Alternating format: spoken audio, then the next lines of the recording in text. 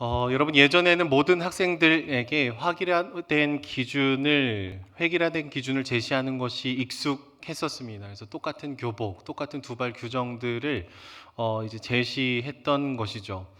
이 당시에는 튀지 않고 규율을 잘 따르는 것이 미덕이었습니다. 나는 없고 우리가 더 강했던 시절이라고 얘기를 해볼 수가 있겠죠. 그런데 시간이 지나면서 오늘의 시간을 저희가 보면은요, 개인의 의견을 굉장히 자유롭게 표현하는 그런 시대가 된 것 같습니다. 남들과 똑같이 하는 것이 미덕이라기보다는 자기 다움을 찾아가는 아이들을 더 많이 보게 되는 것 같아요.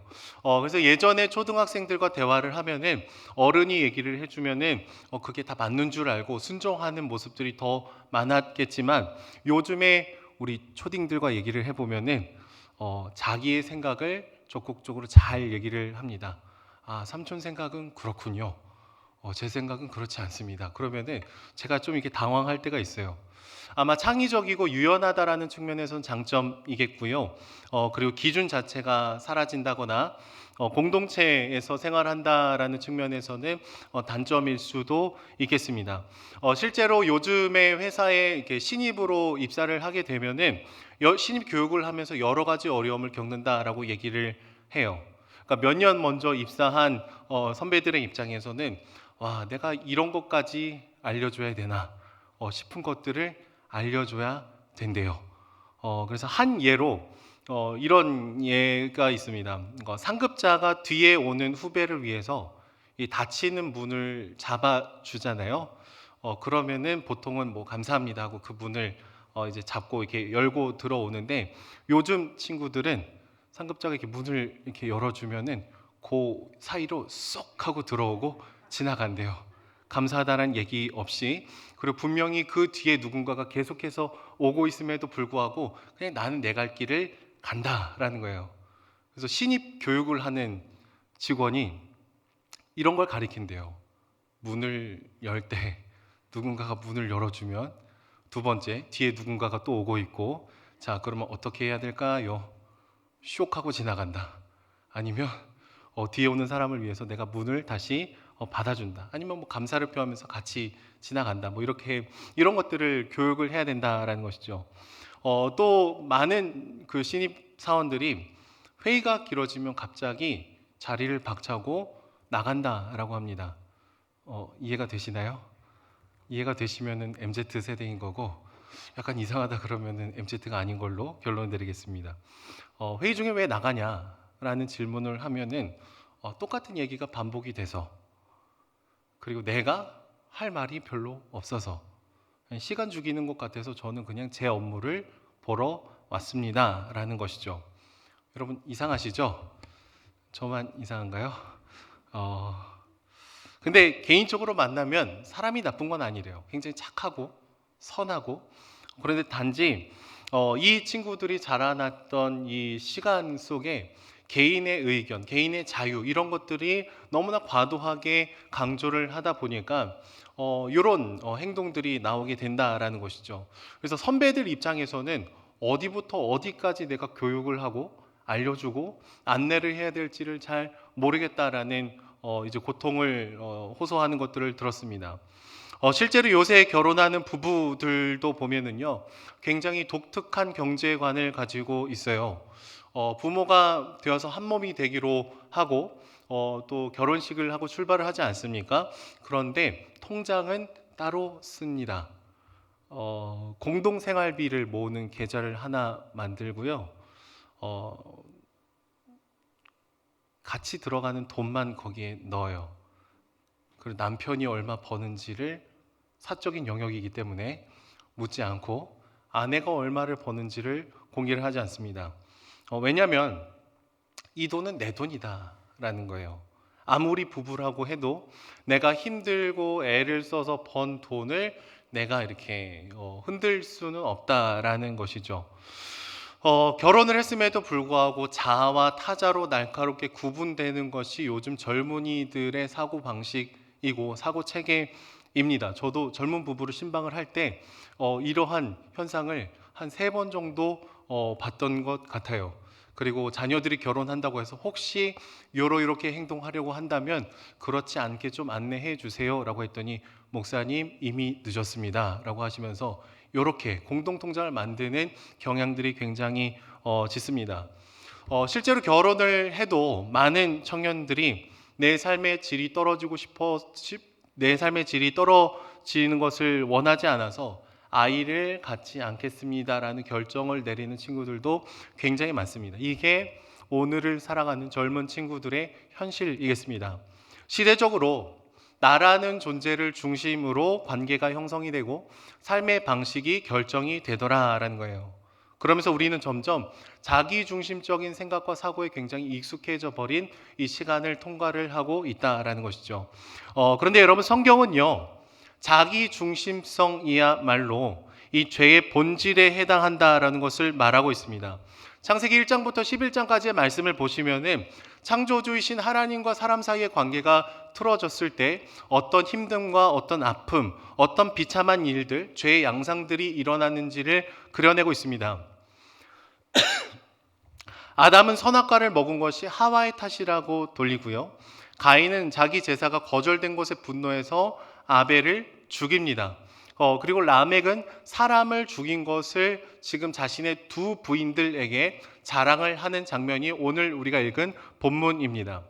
여러분, 창세기 1장부터 11장을 향해서 달려갈 때 죄의 크기가 점점점 어떻게 되어가고 있습니까? 죄가 더 깊어지고 죄가 더 커져가고 있습니다. 점점점 불어나면서 부피가 커지는 눈덩이처럼 1장부터 11장까지 계속해서 죄가 커지더라라는 거예요. 언제요? 하나님과 우리와의 관계가 깨어졌을 때, 그리고 하나님의 자리에 내가 앉게 되는 그 순간부터 뭔가 더 복잡해지고 해결하기 어려운 일들이 당연하게 벌어지는 일들이 발생한다라는 것이죠. 이런 과정 속에서 하나님은 자세히 보면은 자기 중심성이야말로 이 죄의 뿌리, 본질이라는 것을 얘기를 하십니다. 아담과 하와를 보시면은요, 하나님께서 분명히 말씀하신 것이 있음에도 불구하고 나에게 유리한 것은 확대하고 나에게 불리한 것은 축소하는 모습을 보이게 됩니다. 그리고 그들은 하나님과 같이 되고 싶어하는 반역의 마음을 품게 되죠. 가인은 아벨을 살인을 하죠. 그런데 가인의 모습을 보시면은 그는 단 한 번도 하나님께 제대로 회개를 한 적이 없어요.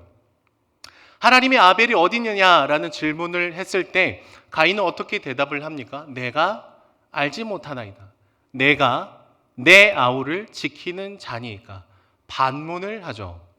여러분, 우리는 이 한 문장만 봐도 나라는 단어가 계속해서 반복된다는 것을 볼 수가 있어요.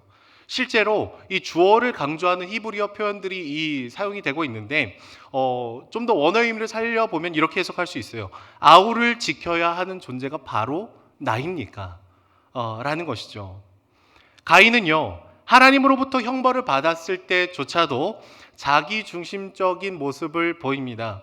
그는 아벨에 대한 미안함, 아버지에 대한 죄송함, 하나님에 대한 회개의 모습을 보이는 것이 아니라 내 죄벌이 너무 지기 어렵습니다.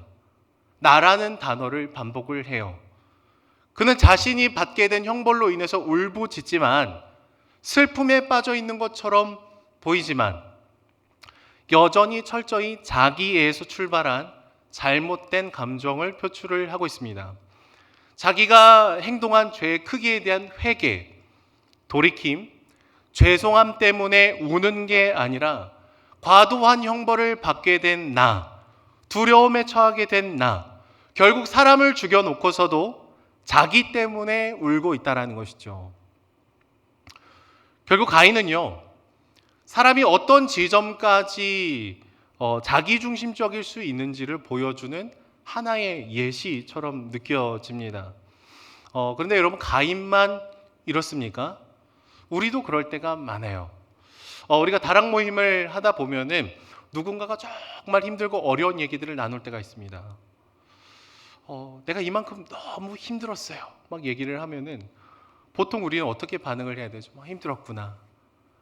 너를 위해서 기도할게. 그런데 가끔 누군가가 A라는 카테고리에서 힘들다는 얘기를 하면은 주섬주섬 내가 비슷한 고통을 당한 카드를 움켜쥐시는 분들이 있어요. 그래서 내가 이만큼 힘들었어요 라고 얘기하면은 그래? 근데 내가 더 힘들었어. 전반 경험했나요? 내가 더 힘들었어.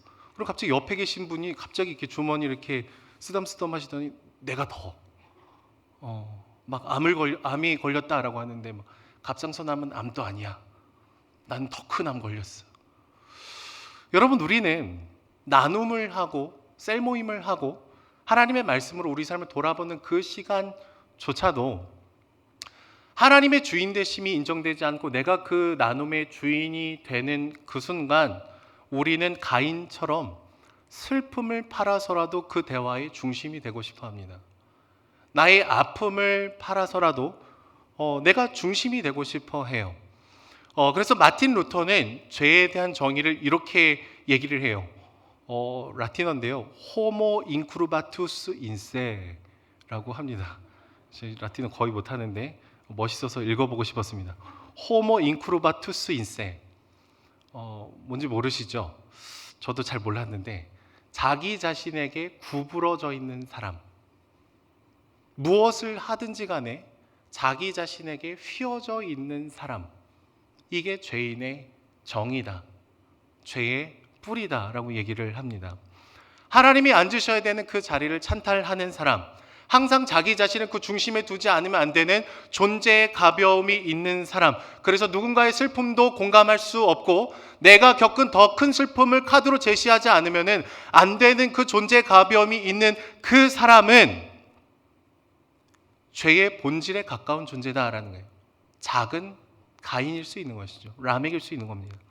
창세기 3장 16절에 원어로 보면은 이런 표현이 있어요. 너는 남편을 다스리기를 원하고 남편은 너를 다스릴 것이니라. 약간의 생략법이 있는데 이 히브리어의 문법을 통해서 보면은 남편은 너를 다스리기를 원하고 너는 남편을 다스리기를 원할 것이다. 이 자기중심적인 아내와 남편의 이 부딪힘에 대해서 경고를 하고 있습니다. 그런데 창세기 4장 7절의 말씀을 보시면 비슷한 표현이 반복이 돼요. 죄가 너를 다스리길 원하지만 너는 죄를 다스릴지니라. 굉장히 비슷한 표현을 쓰면서 서로가 중심이 돼서 부딪히려고 하는 것이 죄의 본질과 비슷한 얘기라고 얘기를 하고 있다는 것이죠. 창세기 1장부터 11장까지를 멀리서 보면은 커져가는 죄의 그림이 보여요. 가까이 들어가서 이 창세기 4장의 말씀을 묵상해 보면은 이 죄의 근본된 원리가 하나님의 자리를 찬탈하고 나로 휘어져 있는 자기중심성이 이 죄의 근본적인 뿌리요 본질이라는 것을 얘기를 한다라는 것이죠.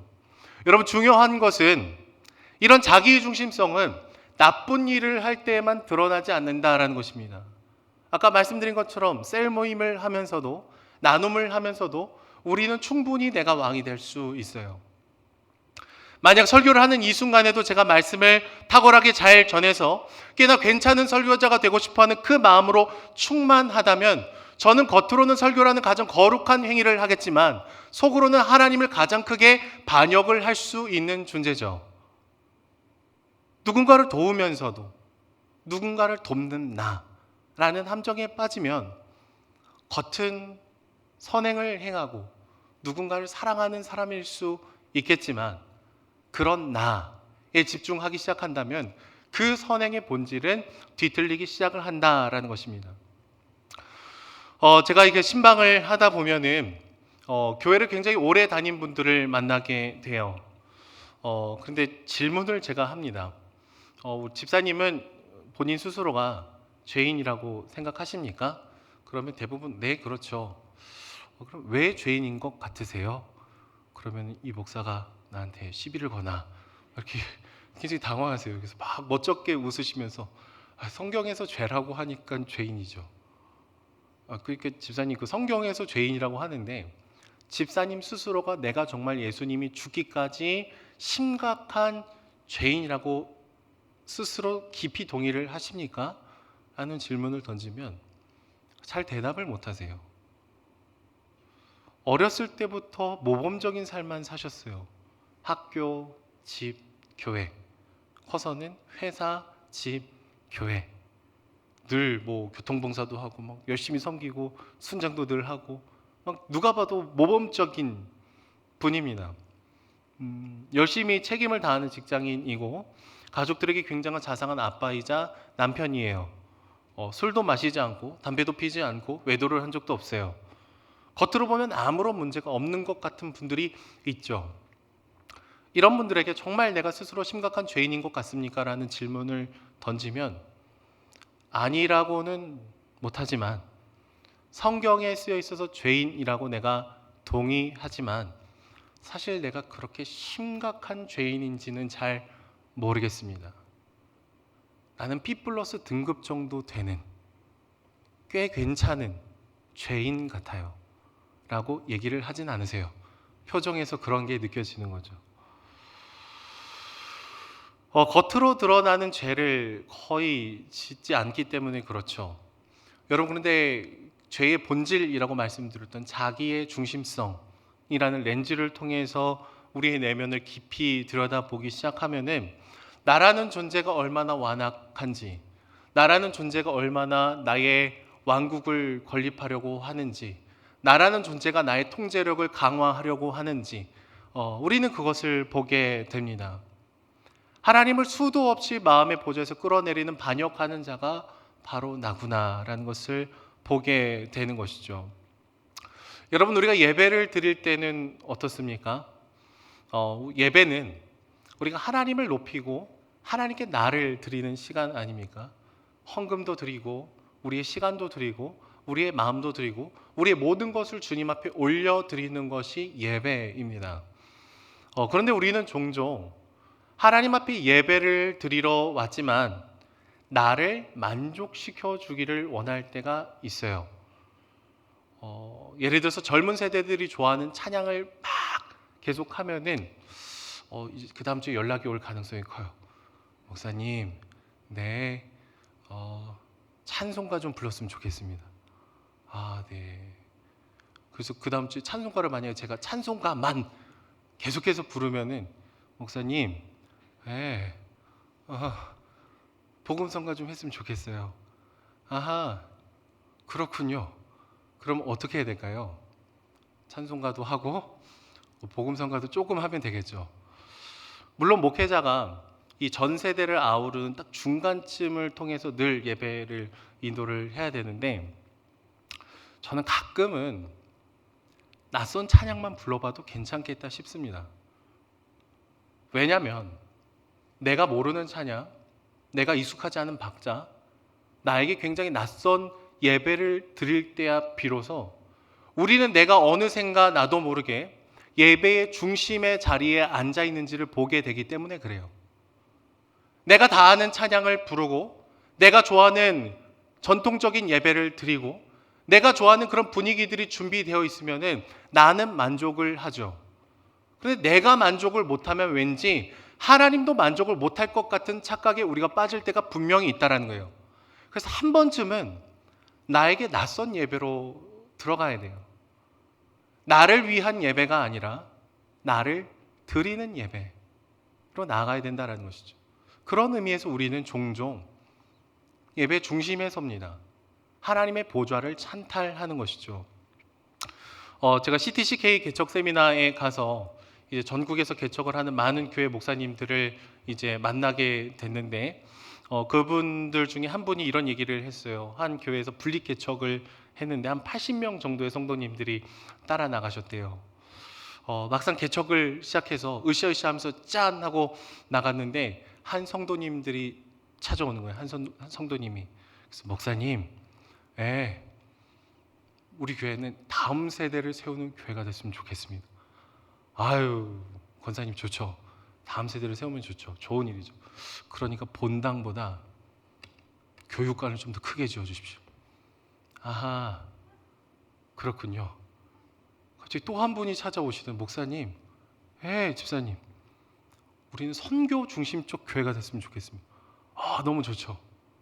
그러니까 제가 아는 그 선교사님을 파송해 주십시오. 벌써 파송합니까? 처음부터 해야 진짜 선교 중심적인 교회입니다. 지금 당장 필리핀에 계신 그분을 모셔와서 파송해 주십시오. 아, 네. 대답을 못 하셨대요. 그러다가 어떤 분이 갑자기 오시는 목사님, 저분이 개척을 가면 저는 안 가겠습니다. 저분인지 전지 결정해 주십시오. 오, 막 이 목사님이 개척을 하겠다고 80명이 따라왔는데 알고 보니까 설계도가 80장이라는 거예요. 내가 원하는 교회를 만들이라.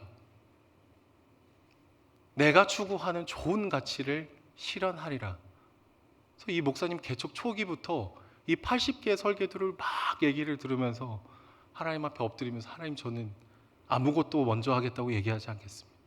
주님이 알려주십시오. 그래서 같이 정말 이 공동체가 다시 내 설계도를 내려놓고 하나님이 이 지역에 원하시는 것은 뭔가 기도하고 눈물로 고백하고 회개하는 시간을 보낸 다음에야 하나님께서 기뻐하시는 그 가치를 함께 꿈꿀 수 있게 되었다라고 얘기해요. 그 교회 벌써 한 200명 넘게 이게 성장했습니다. 정말 아름다운 교회로 빚어져 가고 있어요. 여러분, 이분들이 찾아와서 얘기하는 대부분의 것들이 좋은 겁니다. 선교, 교육, 뭐 다 좋은 거예요. 그런데 그 좋은 것 사이에 내가 중심에 서는 순간 여러분, 좋은 것의 본질이 틀어지게 되는 것이죠. 자기 중심적인 개척을 할 수도 있어요. 만약에 목회자라도 내 생각, 내 계획, 나의 원하는 것만을 추구하려 한다면 그것은 목회자의 자기 중심적인 개척이 될 수도 있겠습니다. 여러분, 그러니까 사람이라는 존재는 가장 선한 일을 하는 그 순간조차도 하나님의 보좌를 탐내는 비참함이 있다는 거예요. 아담이 그랬고, 가인이 그랬고, 라멕이 그랬고, 우리가 그래요. 기도를 많이 하면 내가 기도를 많이 하는 특별한 존재인 것처럼 나의 개인의 능력으로 치환시키고, 내가 회개를 할 때도 자기중심적인 회개를 할 수 있어요. 정말 죄를 향한 슬픔과 고통과 깨어짐에 대한 고백이 아니라 죄책감을 적당히 털고 가고 싶은 자기중심적인 회개를 하며 나아갈 수도 있습니다. 사람은 그렇다라는 것이죠. 슬픔을 팔아서라도 이 공동체의 중심에 내가 서지 않으면 안 되는 존재의 가벼움이 있다면 우리의 나눔 속에서는 전혀 주님의 위로와 통치와 회복을 경험할 수 없을 수 있다라는 것이죠. 여러분, 2023년의 주제는 다시 세움입니다. 여러분, 우리 다시 복음 앞에 우리의 존재를 세우기 위해서는 가장 먼저 기억해야 되는 것이 있어요. 우리의 존재, 처지. 우리가 그리스도 밖에 있을 때 우리의 모습, 아니 이미 그리스도를 안다라고 생각했던 우리들이 여전히 하나님의 보좌를 수도 없이 탐내는 자임을, 하나님 중심을 나 중심으로 끌고 오고 싶어하는 자라는 것을 고백하고 인식하고 하나님의 은혜를 구할 때야 비로소 우리는 다시 세울 수가 있다는 것이죠. 여러분의 성을 허무십시오. 여러분들의 주장을 허무십시오. 여러분들의 중심성을 흩고 허물어야 하나님이 우리의 마음의 유일한 중심이 될 수 있다라는 거예요. 아담과 가인과 라멕과 비슷한 존재가 바로 우리라는 것이죠. 라멕을 보십시오. 사람을 죽여놓고서도 내가 이 사람을 죽였습니다. 봐봐. 나를 봐봐. 내 얘기를 들어봐봐. 회개하지 않습니다. 부끄러워하지 않습니다. 그것을 자랑합니다. 누군가를 함부로 대해도 되는 힘이 나에게 있다. 이것을 과시하고 싶은 거예요. 근데 24절 말씀에 어떻게 하나님께서 반응을 하십니까? 가인을 위하여는 벌이 7배일진데 라멕을 위하여는 벌이 77배이로다. 가인을 심판하겠다, 라멕을 심판하겠다라는 것이 아니라 이들을 건드리는 자를 내가 이런 벌을 내리겠다라는 보호를 해주고 계세요. 여러분, 굉장히 어울리지 않은 두 표현입니다. 라멕은 살인을 자랑하고 있어요. 하나님은 갑자기 뜬금없는 은혜를 선포를 하십니다. 신약 성경에 가면 예수님은 어떻게 얘기할까요? 얼마까지 죄를 용서해 줘야 됩니까? 라는 질문에 7번을 70번까지 해라. 이 모티브를 가져와서 얘기를 한다라고 이해해 볼 수 있는 것이죠. 주 안에 사랑하는 여러분, 우리의 깊은 내면을 돌아볼 수 있었으면 좋겠습니다. 우리는 누구나 다 구부러져 있는 존재입니다. 하나님의 보좌를 쉽게 넘보는, 가장 선하면서도 가장 반역을 저지를 수 있는 존재. 그래서 하나님의 은혜만을 구하며 우리가 나아갈 수 있는 것이죠. 여러분들의 통치를, 여러분들의 성벽을 내려놓으시고 하나님 중심으로 나아갈 때 다시금 구원의 감격이 우리 안에 회복될 줄로 믿습니다. 다시금 우리 안에 회복이 되는 역사가 일어날 줄로 믿습니다. 그렇게 다시금 하나님의 은혜가 회복되는 2023년이 되시기를 소망합니다.